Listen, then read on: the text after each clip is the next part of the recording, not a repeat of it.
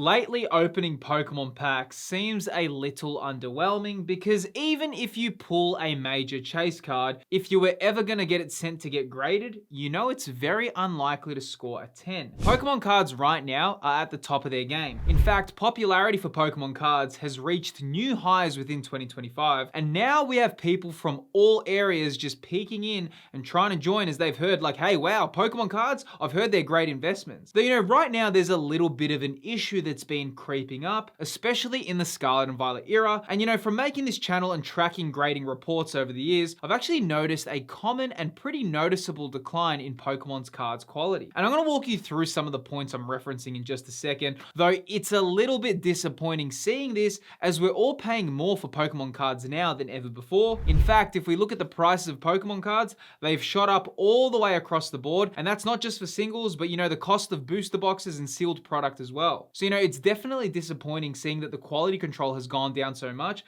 especially as I said, we are paying more for Pokemon cards right now. Now, just so you know, all the references to the data in this video, I'm going to be using the graded pop reports on PSA's website. If you go on PSA's website and search for a specific set, you can actually see the specific card and it will show you how many copies have been sent in versus how many copies have returned as a PSA 10, a PSA 9, a PSA 8, etc. So you can actually do this yourself if you're interested in a certain card and you can get its grading percentage chances. And that's actually something I really recommend you do because it's very useful data, or data as you guys all like to correct me on. Now, before I get into this, I actually know that some people don't agree with grading, and that's totally fine. You can collect however you like, but there's one thing about grading that we cannot ignore, and that is that it picks up patterns very well. For example, take the 2016 Charizard from Evolutions. That card has some known print issues, and as a result, at the time of recording this video, the Charizard has had 46,405 copies sent in, and only 588 have returned as a PSA 10. That means there's only a 1.27% chance for this card to be returned as a 10. And the same goes for the Chansey from Evolutions as well, which has also had some issues detected. Out of the 4,270 copies that have been sent in, only 26 have come back as a PSA 10. That means you have a minuscule 0.61% chance for this Chansey to come back as a PSA 10. Now, just to be clear, those two examples are complete outliers because,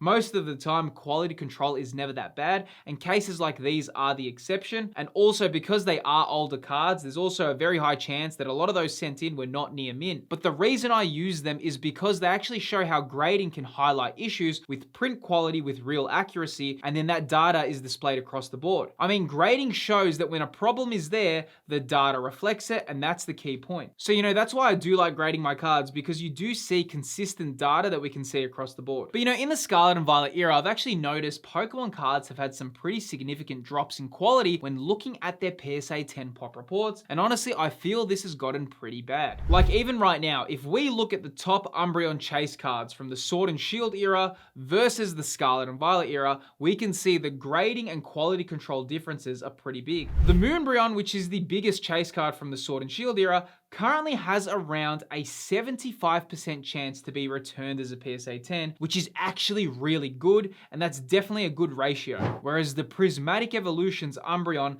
currently, as of recording this video, the Special Illustration Rare has a 34.7% chance to be returned as a PSA 10. So the quality control shift has actually been really noticeable. I mean, even for a quick example, right? Let's just take a very desired card, which is the Charizard from Pokemon 151. Right now, as of making the video, the Charizard has had a massive 71,258 copies sent in, and out of all of those, only 20,366 have returned as a PSA 10, meaning there's a 31% chance for this Charizard to come back as a gem mint, which honestly is pretty bad, especially as a lot of these Charizards would have likely been sent in pack fresh, considering how popular grading has become. But I mean, even when we look at the Blastoise and the Venusaur from Pokemon 151, the quality control also is far worse worse than expected. The Venusaur has had roughly 39,000 copies sent in, and about 12,800 have returned as a PSA 10,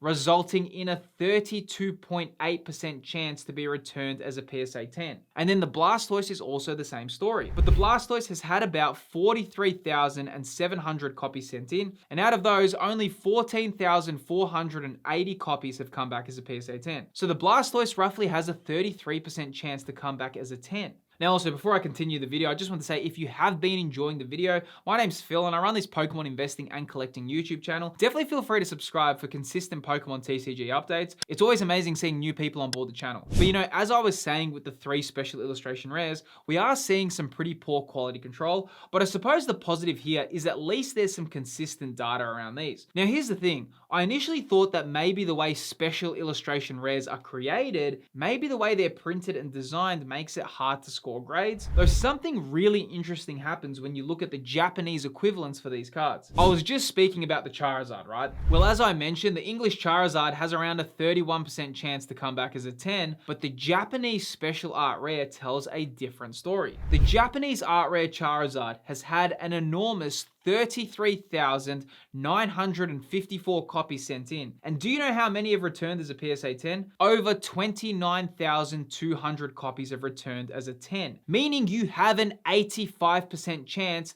to get the Charizard in the Japanese version as a PSA 10, which is a very big difference from the 31% for English. But you know, the same goes for Blastoise and Venusaur. As I mentioned, the English Blastoise and Venusaur sit around the 33% range for a 10, whereas the Japanese special art rare tells a different story. So when you see these differences side by side, it's actually pretty noticeable. Though, you know, I think there's a bit more of an issue happening here. And it's not like just, oh, because Pokemon, you know, English Pokemon cards have to print so much more, and, you know, Japanese cards don't have to print as much as English, so, you know, the quality control suffers. You got to remember, Japanese Pokemon 151 was sold out, and then, you know, Japanese 151 also had a huge scalping issue, and then they needed to do a massive reprint to make sure stock hits the market. So, you know, even with the Japanese Pokemon 151, they struggled to get all the product for the audience, but that didn't really have that much issues with the quality for the cards. So even though English sets are more popular, it's a little bit disheartening to see such big differences in quality control. But you know, it feels like something has definitely shifted in Scarlet and Violet era. I mean, there's also 2 very similar artworks, which are the Shinji Kanda illustrations. You've got the Giratina V,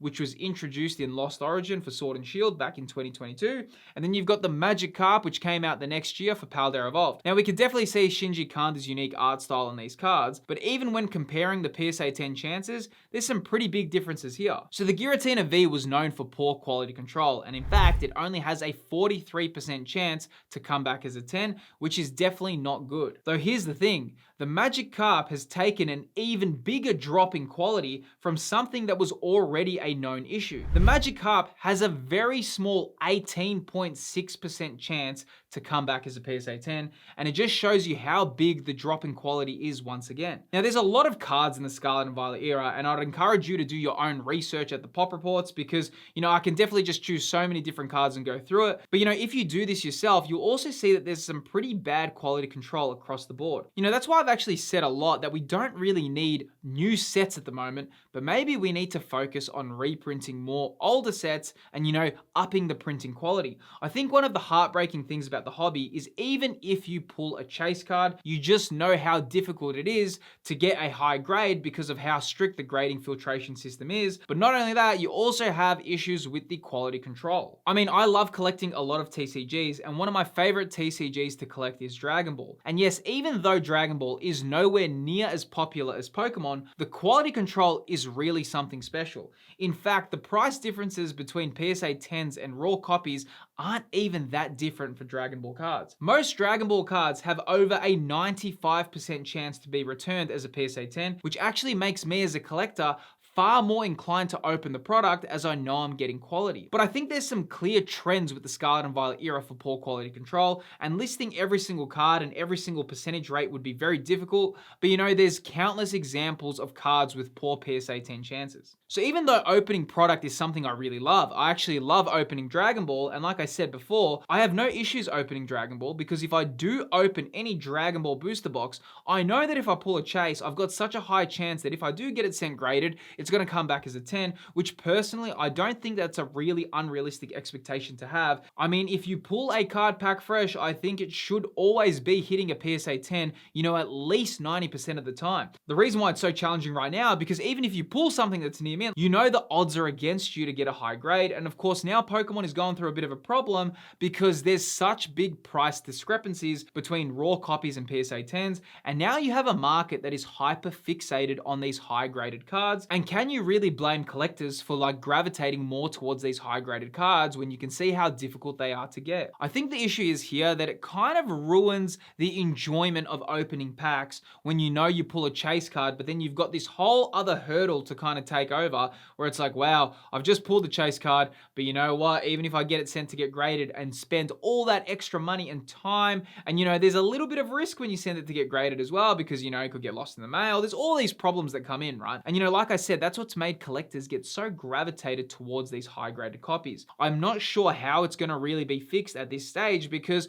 we're in such a high demand era for Pokemon cards. The Japanese side of the TCG has very good quality control. In fact, there's a lot of examples of Japanese Pokemon cards having a 90 to a 92, even a 95% chance to be returned as a PSA 10. So, that's where it's really changing because it's like, wow, the quality of the cards is becoming a bit of a focal point for collectors at the moment. And I'm wondering if the new Mega Evolution set will change this whatsoever. But, as much as these PSA 10 chances are something we need to consider, there's also some questions relating to the common traps to avoid when collecting Pokemon cards. And those exact mistakes can be seen on this video on screen right here. Within this video on screen, I go over how to avoid common Pokemon collecting mistakes. If you enjoyed this video, feel free to click the video on screen. I'll see you on the next video. Don't forget to subscribe to the channel, and I appreciate you watching.